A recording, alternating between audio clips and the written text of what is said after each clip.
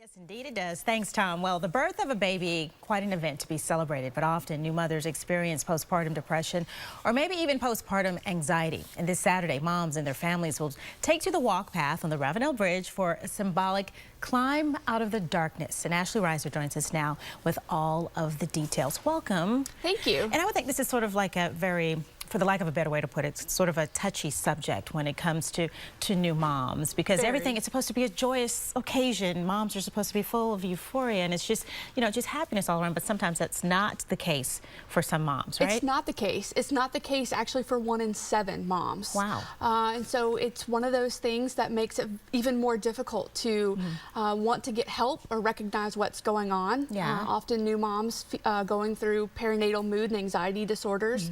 Postpartum depression, anxiety, OCD, psychosis, Really? are feeling alone. They feel like they're the only mom who's ever felt like this in the world, that every other mom should be happy and wonderful.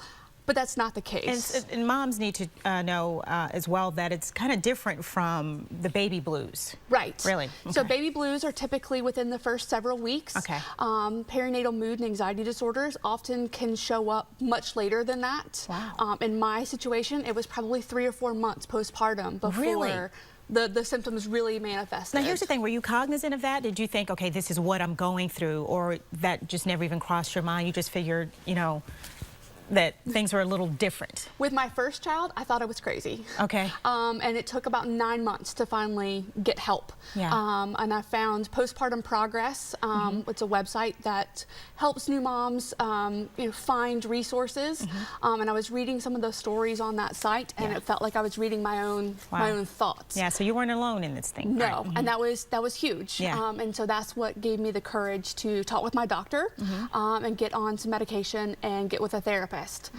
So it's again not very common for folks to be able to recognize in the moment that something's not right. But the important thing is for you to get help and know that there is help. And so like maybe your spouse or you have a parent yourself, or a grandmother or grandfather of the child notices that there might be something that might be a little different, and they can recognize that and say, hey, you might want to get it checked out. Absolutely. And so education is a huge piece. Educating not only the new parent, but also their support network, like you mentioned, the spouse or partner, family members, friends, because oftentimes these women are very good actors. I was terrific about people ask, how are you? Oh, I'm great. Everything's great. We love our baby. Everything's wonderful. Because you don't want people to know that things aren't right. Okay.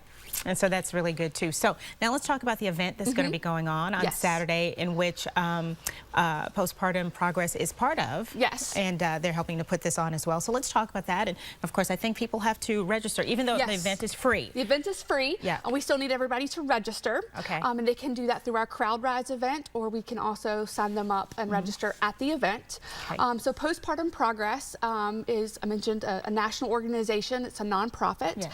And Climb Out of the Darkness is our major fundraiser. Okay. So it's a fundraising event for Postpartum Progress, as well as raising funds. I checked this morning, and we've raised over $126,000. Oh my gosh. All right, Ashley, that's great. Nationwide. Okay. Our Charleston climb has raised about $350. Okay. We want to get those numbers up. Yes, let's get those numbers up. Yeah. So even if people aren't able to come and brave the heat with us on Saturday. How can people get involved? They can do it from their bed or their air-conditioned homes. We actually have a couch climbers brigade, so you can register and be a couch climber and sit in your PJs. Alrighty.